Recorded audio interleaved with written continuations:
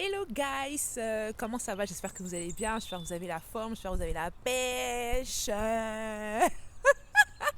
Moi ça va. Écoutez, je vais très bien. Grâce à Dieu, j'ai la santé. Mes enfants ont la santé, ma famille vont très bien et c'est le plus important. Et vous aussi, vous allez bien. C'est important, bien sûr. Euh, c'est les vacances scolaires et je n'ai pas les enfants. Ah mais écoutez le truc. C'est les vacances scolaires et je n'ai pas mes gosses. Mais je vais pas faire la mytho. Je suis trop bien. Quand je les ai pas, je suis contente. J'ai du temps libre pour moi. Et je vais pas mentir. Les mamans, vous savez de quoi je parle. Les mamans solo. Et même les mamans aussi, que ce soit en couple ou t'es pas en couple, ou t'es célibataire et non célibataire. Quand on n'a pas nos gosses, ça fait du bien. Fin de la conversation. Bref, comme vous pouvez voir, changement de décor. Je suis en pleine forêt amazonienne. Non, franchement, j'arrête, un peu de sérieux. Mais ouais, je suis en pleine forêt et ça fait du bien. Vous savez que j'aime vous parler de la reconnexion intérieure, spirituelle, mentale, physique. Et c'est vrai que de temps à autre, mais quand j'ai pas mes gosses, j'aime venir ici pour me ressourcer et pour me reconnecter. Ça fait du bien. Mais je vous invite vraiment en fait à faire cet exercice. Donc là, je me suis posée sur un tronc d'arbre. Voilà, voilà, voilà. Et je vais marcher un peu, peut-être 45 minutes, écouter les chants des oiseaux, le travail de respiration, et ça va me faire du bien.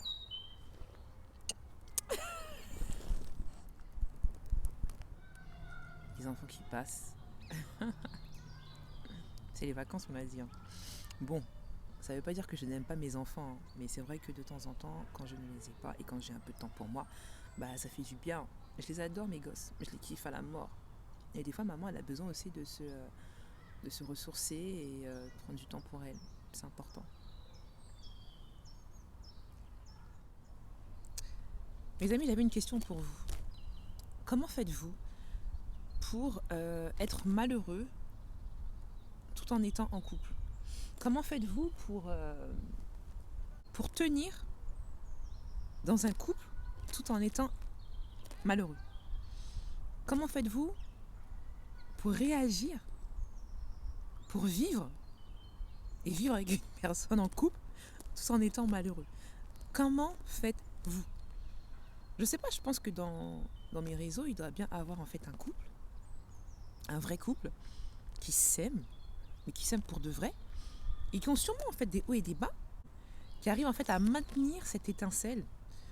Mais comment faites-vous? Parce que beaucoup d'entre vous, que ce soit de mon entourage, de votre entourage, je suppose, quand vous les voyez ensemble, ils sont heureux, ils se comportent comme le parfait petit couple, vous les voyez, ils sont heureux, plus rien ne peut les atteindre, ils sont plus qu'heureux. Et quelques semaines après, vous entendez qu'ils sont divorcés, qu'ils sont plus ensemble, qu'ils sont pas bien, qu'il y a des problèmes. Je sais que dans un couple, on ne peut pas vivre d'amour et d'eau fraîche. Là, on est loin du conte de fées de Yves Vécure et y eurent beaucoup d'enfants. Mais arrivé en fait à un moment de votre vie, quand vous voyez qu'il y a plus de bas que de haut, pourquoi restez-vous dans le couple? Est-ce que c'est par rapport aux enfants? Est-ce que c'est la peur de tourner la page et de tout recommencer à zéro? Qu'est-ce qui vous bloque? Mais pourquoi aujourd'hui beaucoup de couples font semblant d'être heureux, s'inventent une vie heureuse, or que au fond d'eux, au fond d'elles, vous n'êtes pas heureux. Et pour ceux et celles qui vivent une belle histoire d'amour avec son partenaire ou sa partenaire, s'il vous plaît, quelle est votre méthode? Quels sont les ingrédients? Expliquez-moi. Au départ, tu as rencontré quelqu'un, tout se passe bien, vous deux, vous êtes in love. Que des fois même, vous êtes tellement amoureux que vous avez l'impression de vous connaître depuis des années. Je sais pas si ça vous est déjà arrivé, mais en tout cas, à 90%, ça se passe comme ça. Donc, vous vous projetez ensemble, vous avez des projets de vous marier, de faire des enfants, etc., etc. Et quand vous êtes en couple, pas que je tombe, vous vous mettez en couple, il y a, au fur et à mesure, il y a cette étincelle en fait qui s'estompe, et vous vous rendez compte en fait que la personne sur qui vous avez tout misé, bah, c'est pas la bonne personne. Et là en fait c'est vous tombez de haut. Pourtant l'amour existe, elle est réelle. Donc vous qui êtes en couple depuis des années, je sais qu'il y a des hauts et des bas. Je ne vais pas dire le contraire. Mais il y a plus de hauts que de bas. Vous voyez? Donc, expliquez-moi, laissez un commentaire. Comment faites-vous pour alimenter cette étincelle? Dites-moi. Parce que moi, demain, je vais être en couple. Et demain, je veux être en couple. Ah, je plaisante avec vous. Ah, il y a du sun, j'adore ça, le soleil. Le soleil. Ah, ça fait du bien. Mais vraiment, dites-moi, parlez-moi. J'ai envie d'échanger, j'ai envie de savoir. Et je pense qu'il y a beaucoup de monde qui veulent aussi savoir comment vous faites, qui veulent savoir votre secret. Partagez. Dites-le nous.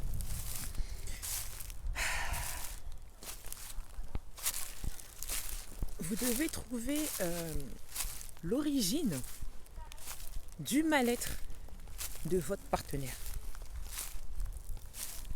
Vous replongez dans les souvenirs lointains de votre partenaire.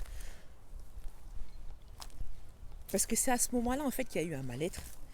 Et c'est ce mal-être-là qui a engendré, qui a alimenté votre problème de couple. Enfin, moi, pour ma part, ça doit être que ça. Donc, mais ce mal-être-là, ça peut être en fait un deuil, un décès, un secret lointain. Je sais pas moi, mais c'est à vous de chercher. Moi, je crois en l'amour. Je crois en l'amour, le vrai, le véritable amour. L'amour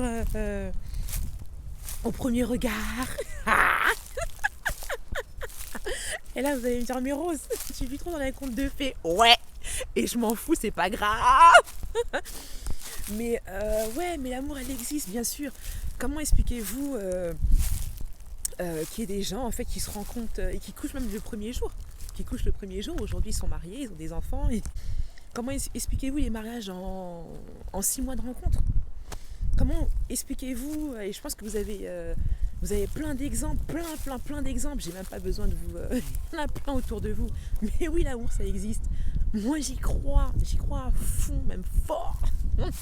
J'y crois en l'amour. Mais non, un peu de sérieux. Mais cette étincelle-là que vous avez eue au départ, votre premier regard, votre premier je t'aime, où est-ce qu'il est passé? Est-ce qu'il s'est envolé? Il est où? Mais non, mais je rigole, mais vous devez... moi je passe par où là?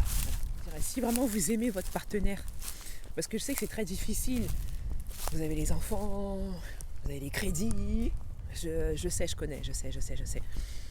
Mais je sais qu'il y a des gens qui se marient parce qu'ils sont forcés de se marier, parce qu'ils ont envie de se marier, parce que c'est une mode, parce que la copine s'est mariée avant elle, ou parce que voilà. Les mariages forcés, les mariages parce que le gars ou la femme elle t'a eu à l'usure, et là tu te dis bon, écoute, si tout le monde s'est marié, pourquoi pas moi? Il y a plein d'éléments comme ça. Mais pour ceux et celles qui se sont mariés parce qu'ils s'aimaient. Ah. Bref, comment faites-vous pour tenir dans un couple? Ouais. Comment faites-vous pour alimenter cette étincelle depuis des années, des siècles? Comment faites-vous? Parce que je sais que dans un couple comme ça, il y a plus de haut que de bas. Quel est votre secret? Est-ce qu'il faut vivre malheureux dans un couple pour les enfants ou parce qu'on a des crédits ensemble ou autre? Il y a tellement de questions. Donc laissez-nous un commentaire parce que nous du coup en fait on aimerait bien savoir. Et là,